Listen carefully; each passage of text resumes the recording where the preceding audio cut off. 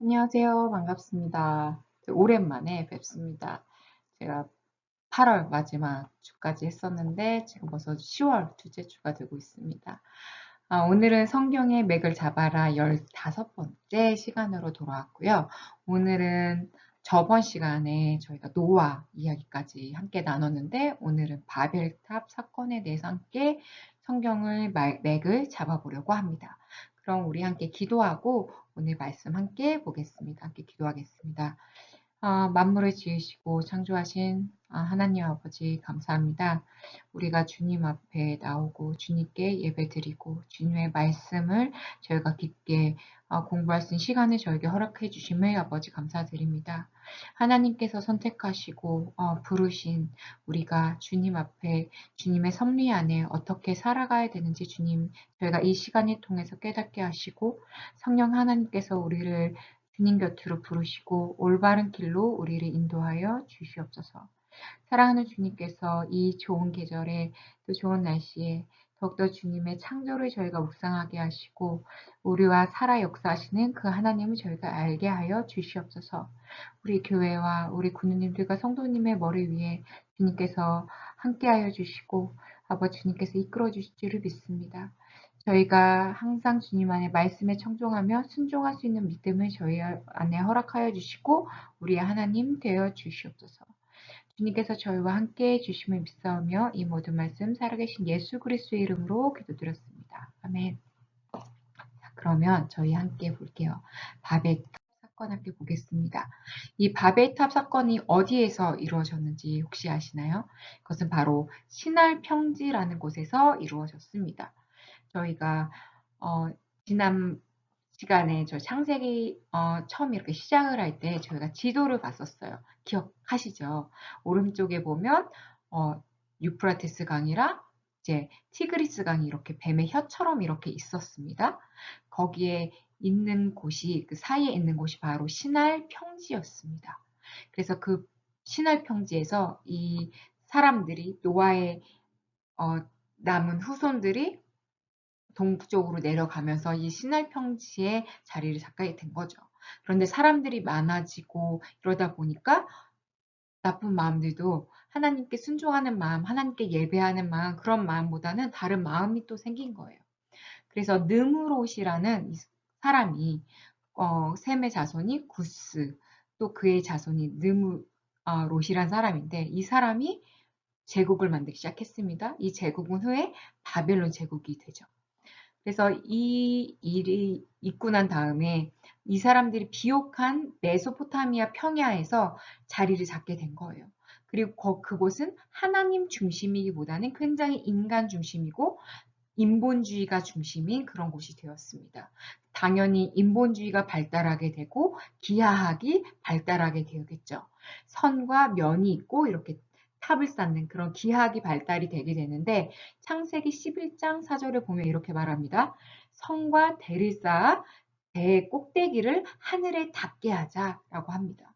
이것은 우리가 성경으로 봤을 때 인간이 하나님처럼 되고 싶은 그런 마음으로 계속 탑을 쌓아 올린 거죠. 이때 하나님께서 이를 기쁘게 보셨을까요? 그렇지 않죠. 그렇기 때문에 그 바벨탑을 못 짓게 언어를 흩으셨어요. 언어가 혼잡해졌습니다. 그래서 저희가 지금도 수많은 언어들이 있고 또 영어를 배우기 위해 또 다른 나라 언어를 배우기 위해서 되게 힘들게 공부를 하고 있잖아요. 언어가 달라지게 되니까 더 이상 그 탑을 쌓지 못하게 된 겁니다. 어, 지금 말라기 선지자가 구약의 마지막 사람입니다. 그때 하나님께서 400년 동안 침묵을 하셨다고 나옵니다. 그런데 하나님께서는 선지자를 통해서 그렇게 말씀하시지 않으셨지만 그렇다고 하나님이 아무런 일을 하신 건 아니셨어요. 헬라어를 예비를 해 주셨습니다. 헬라어로 그 언어를 통일을 시켜 주셨어요. 그렇기 때문에 예수님이 오셨을 때 그 시대에 헬라어를 통해서 복음이 전 세계로 퍼지게 됩니다. 이때 사용됐던 사람이 누구입니까? 바로 바울이죠. 바로 우리 유대인이기도 하고 로마의 시민권을 가지기도 하고 언어에 능통하고 이 헬라어를 잘하는 바울을 통해서 복음이 전파되게 된 겁니다. 요즘엔 세계 공통어로 또 영어가 쓰이고 있고 또 성령을 통한 방언으로 저희가 그 은혜를 함께 나누고 있죠. 그래서 하나님께서 바벨탑 사건으로 언어를 흩으셨지만 또 하나님의 섭리 안에서 하나님께서 그 통일된 또 언어를 통해서 이렇게 일하시고 복음이 전파되게 만드십니다. 그렇기 때문에 우리가 하나님이 지금 어떻게 일하시는지에 대해서 집중하고 또 잘 보고 하나님께 기도하고 우리가 바울처럼 쓰여질 수 있기를 그렇게 기도해 든 줄 믿습니다. 그리고 하나님께서는 그뿐만 아니라 한 사람을 부르셨어요. 하나님께서 포기하지 않으셨습니다. 이 노아를 통해서 그 가족들을 구원하셨고 그리고 그 가족들이 하나님을 잘 순종하기를 원하셨지만 인간의 이기심과 인간의 죄성은 그렇지 못했죠. 그래서 하나님께서 한 사람을 부르십니다. 그 한 사람이 바로 누구입니까? 아브라함이죠. 그래서 그 아브라함을 통해서 구속의 역사가 시작하게 됩니다. 그리고 하나님께서는 그 아브라함을 통해서 예배하는 공동체를 만들기 원하셨고 구별된 민족을 만들기를 원하셨습니다. 그러면 왜 아브라함이었을까요?를 함께 보기를 원합니다. 우리가 물론 콜링이라고 그러죠. 콜링. 당신 콜링을 받았습니까? 보통 사관이 이렇게 될 때 콜링이 있습니까? 라고 저희가 물어보는데 그것은 우리에게 계획하신 하나님께서 계획하신 그 섭리를 이 땅에 이루어 가시려고 특정한 사람들을 불러내신 것을 저희가 콜링이라고 하죠. 이것은 하나님의 주권적인 선택입니다. 저 아브라함 왜 불렀을까? 하나님이 주권적인 선택이시죠. 그리고 예정론이 또 여기서 나오게 되는데 에베소서 1장에서 3절에서 5절에 이렇게 얘기합니다.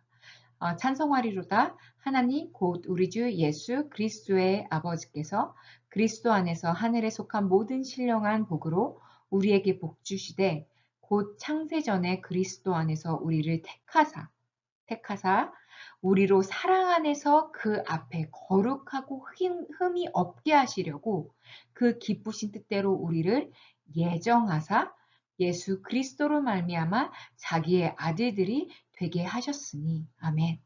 하나님께서 구속의 역사를 여신 것은 그 예정하신 것은 어떤 이유 때문입니까? 우리로 사랑 안에서 그 앞에 거룩하고 흠없게 하시려고 그 기쁘신 뜻대로 우리를 예정하셨습니다. 그 말은 우리 모두에게 구속의 역사가 구원을 받을 수 있는 그 길이 예정되어 있다는 말이죠. 그리고 하나님께서 하나님의 축복을 열방의 모든 사람들에게 정하게 하시려고 아브라함을 선택하신 겁니다. 그래서 그리스도 안에서 모든 사람을 사랑의 대상으로 선택을 하셨어요. 그래서 우리가 신약 성경을 보게 되면 사도행전 1장 8절에 이렇게 말하죠. 이런 말씀 있죠. 땅 끝까지 이르러 예수님의 증인이 되게 하리라. 마가복음 28장 19절에는 모든 족속으로 제자를 삼아 먼저 받은 구원의 은혜와 축복을 전해야 하는 그런 소명의식이 우리 안에 있는 거예요. 그래서 아브라함을 통해서 하나님께서 그 구속의 역사를 시작을 하셨습니다. 하나님께서는 민족을 선택하시지 않으셨고 나라를 선택하지 않으셨고 단 한 명을 선택하셨어요.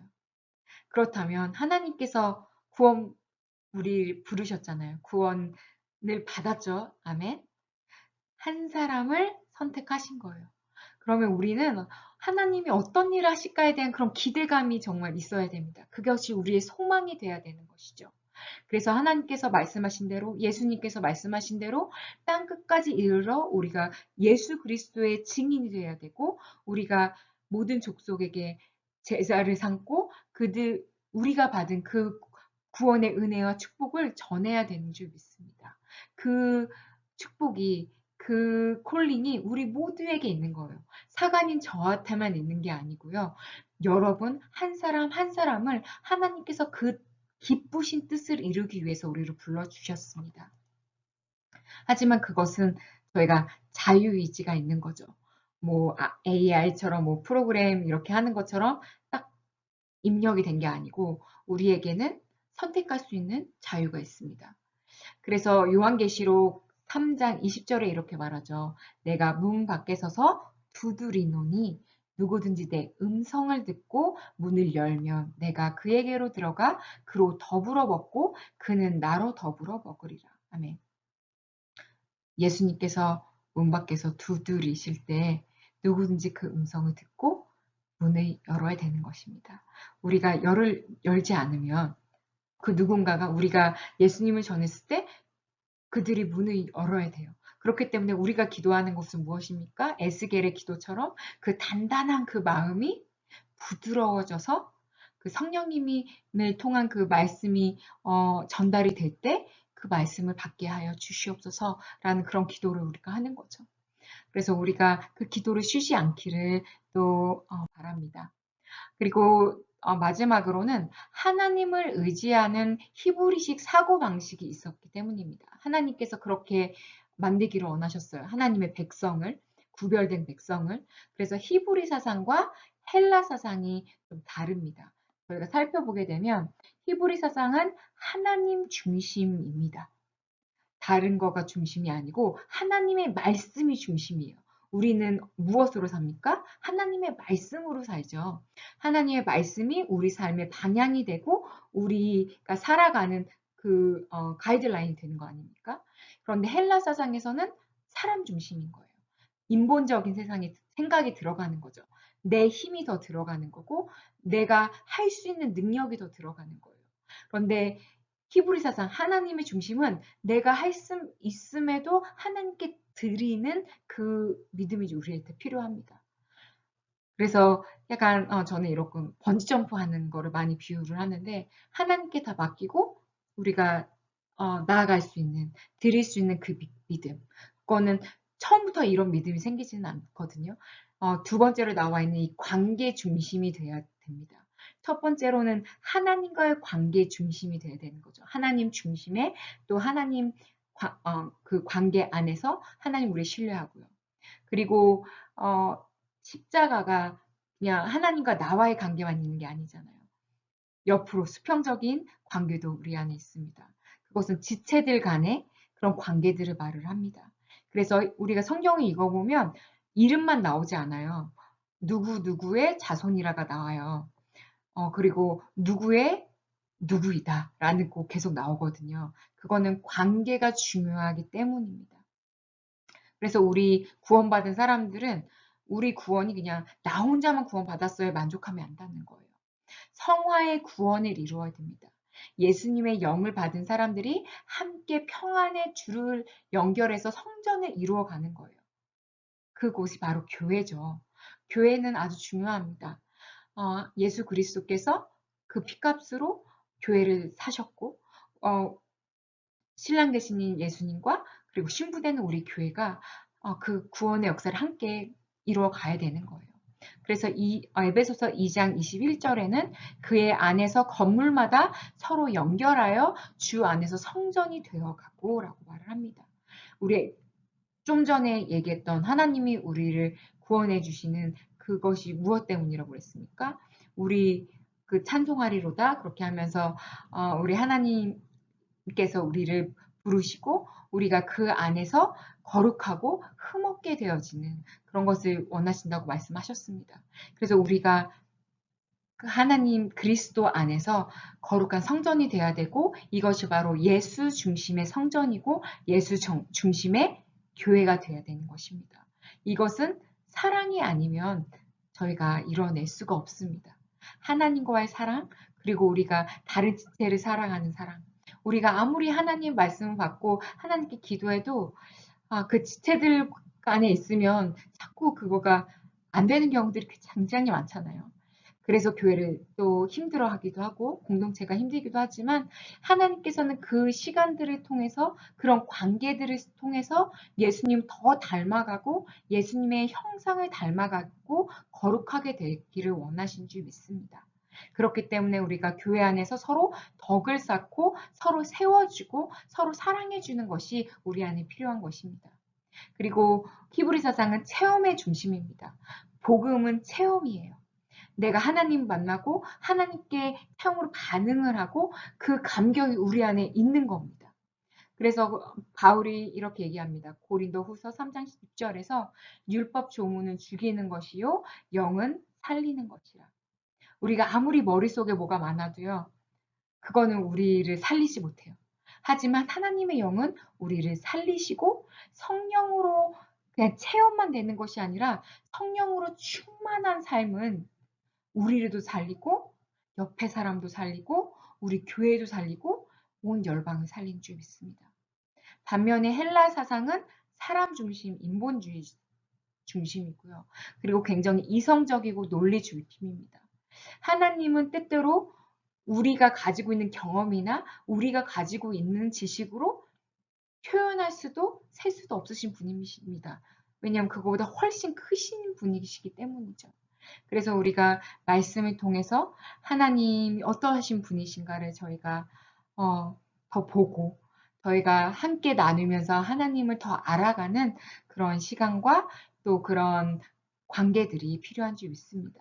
그래서 오늘은 여기까지 말씀을 나눌게요. 저희가 다음 시간에는 이제 족장 시대가 시작하게 됩니다. 아브라함과 이삭과 야곱을 통한 그 족장의 시대들을 하나님께서 어떤 맥으로 이어가시는지 우리 함께 살펴보겠습니다. 그럼 여러분들 편안한 또 저녁 보내시고요. 또 한 주간 잘 보내시고 저는 주일 아침 11시에 교회에서 뵙겠습니다. 그럼 모두 안녕히 계세요.